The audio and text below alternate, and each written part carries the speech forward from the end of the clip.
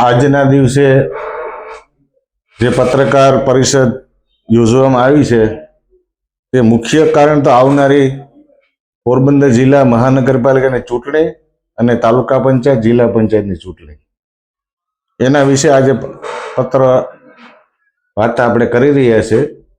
સૌથી મહત્વનો મુદ્દો તો એ છે કે છેલ્લા એકાદ વર્ષથી કોર્પોરેશનની અંદર ભારતીય જનતા પાર્ટીની સત્તા ના હોવા છતાં પણ આજે પોરબંદરની પ્રજાને એવો અહેસાસ થાય કે હજી પણ ભારતીય જનતા પાર્ટીના આગેવાનો આ મહાનગરપાલિકા હલાવતા હોય એવા બધા નિર્ણયો મહાનગરપાલિકા દ્વારા લેવામાં આવે છે। આજે આપણે સર્વે જોઈએ છે કે પોરબંદરની અંદર સારામાં સારા સીસી રોડ જે જૂના છે તેને તોડીને ભારતીય જનતા પાર્ટીના આગેવાનોનો ભ્રષ્ટાચાર કરી પોતાના વ્યક્તિગત સ્વાર્થ ખાતર હલકી કક્ષાના પેવર બ્લોકના રસ્તા અનેક વિસ્તારમાં કરવામાં આવે છે। આપણે સૌ જાણીએ છીએ કે આજે સાંઢિયા ગટર જે હતી પોરબંદરની પ્રજા આજે છેલ્લા 2 વર્ષ સુધી ફરિયાદ કરી કે ભાઈ આને પતરા શું કરવા મારો છો, પણ પોતાના ખીચા ભરવા માટે થઈ અને 2 વર્ષ સુધી જે આદેશ કરવા માટે જે કોન્ટ્રાક્ટ દ્વારા જે ભ્રષ્ટાચાર કરવામાં આવ્યો છે આવા બધા મુદ્દા લઈ અને અમે આવનારી મહાનગરપાલિકાની ચૂંટણીમાં કોંગ્રેસ પ્રસ્થાન કરવાની છે। પોરબંદરની અંદર સફાઈના પ્રશ્નો હોય, પાણીના પ્રશ્નો હોય, રોજગારીના પ્રશ્નો હોય, ઘણા બધા અનેક પ્રશ્નો છે। એટલે પોરબંદરની જનતાને હું પોરબંદર જિલ્લા કોંગ્રેસ સમિતિના પ્રમુખ તરીકે રિક્વેસ્ટ કરું છું કે છેલ્લા 30 વર્ષથી આ ગાંધીની જન્મભૂમિ ઉપર આરએસ અને ભાજપની જે વિચારધારાથી પોરબંદરની જે આમ પ્રજા જે પીડાઈ રહી છે તેમાંથી મુક્ત થવા માટેનું એક જો લોકશાહીમાં કોઈ કારણ હોય તો ચૂંટણીઓ હોય છે।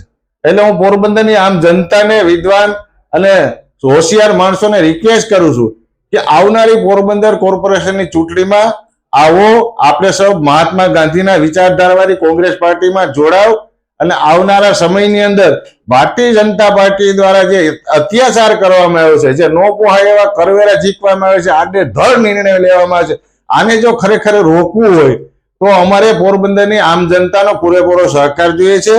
જે કોઈને પોરબંદરની કોંગ્રેસની પોરબંદર મહાનગરપાલિકાની ચૂંટણી લડવી હોય તેના માટે પોરબંદરનું કોંગ્રેસના દ્વાર આપને માટે ખુલ્લા છે।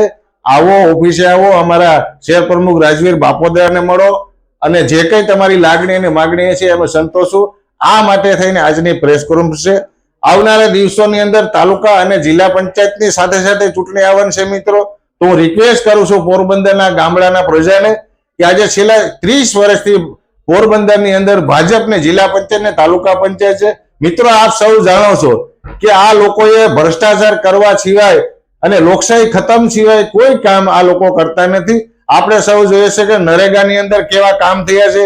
આજે પંચાયતી રાજ છે ખતમ કરવા માટેનું આ ભાજપ સરકાર બધું ગોઠવી રહ્યું છે।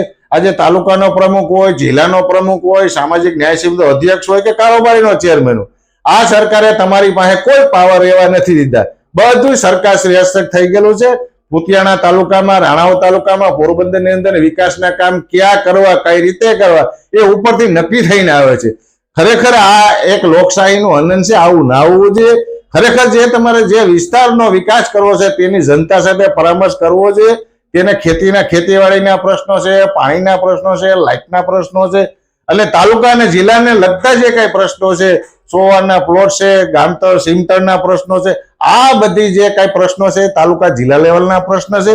તો અમે તાલુકા જિલ્લા લેવલે પણ અમે વિનંતી કરી છે કે અમારે રાણાવાવની અંદર પ્રતાપભાઈ ખિસ્તરિયા, લાખાભાઈ ઓળદરા, મિલનભાઈ છોની, જેને કઈ તાલુકા જિલ્લામાં ઉમેદવારી કરવાની હોય તો આપ તેને મળી શકો છો। કુતિયાણાની વાત કરીએ તો આજે અમારે ત્યાં તાલુકા પ્રમુખ, કોંગ્રેસ તાલુકા પ્રમુખ નારાયણભાઈ ભાટુ છે, ભીમભાઈ મોડદરા છે, ઠેબાભાઈ ચૌહાણ છે, દિવ્યેશભાઈ વ્યાસ છે। આવા અમારા આગેવાનો સાથે મળીને આવનારા દિવસોની અંદર ચૂંટણીની અંદર તમે ભાગીદાર બનો એટલી વાત કરવા માટે આપ સૌને અહીંયા બોલાવવામાં આવ્યા છે।